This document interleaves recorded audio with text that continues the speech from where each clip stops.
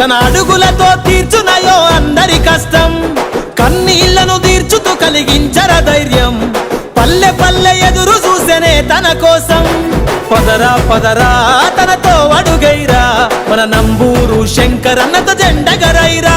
చలో పదరా పదరా తనతో అడుగైరా, మన నంబూరు శంకరన్నతో జెండగరైరా.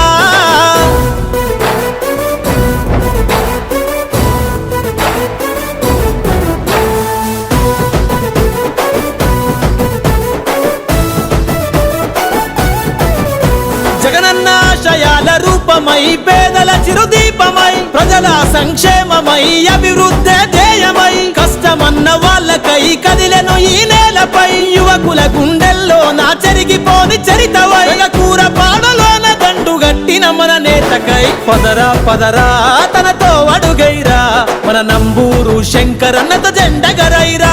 చలో పదరా పదరా తనతో అడుగైరా.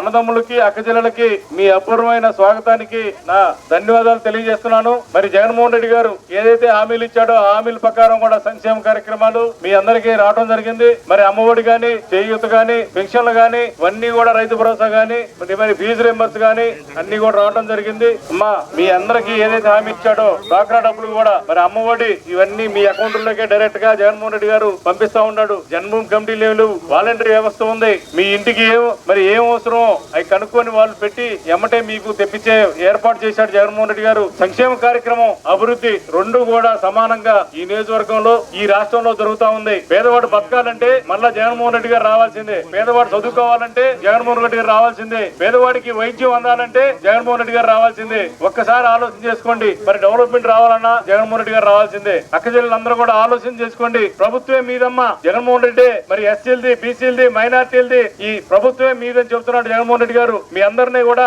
సమాన హక్కు కల్పించాడు, అక్కచెల్లెలకు కూడా సమాన హక్కు కల్పించాడు. స్థానిక సంస్థల్లో మీరందరూ కూడా మరి గమనించాల్సిన విషయం, మళ్ళా మీ అందరికీ మంచి సంక్షేమ కార్యక్రమాలు అందుతాయని చెప్పి మరొకసారి తెలియజేస్తూ సెలవు తీసుకుంటున్నాను.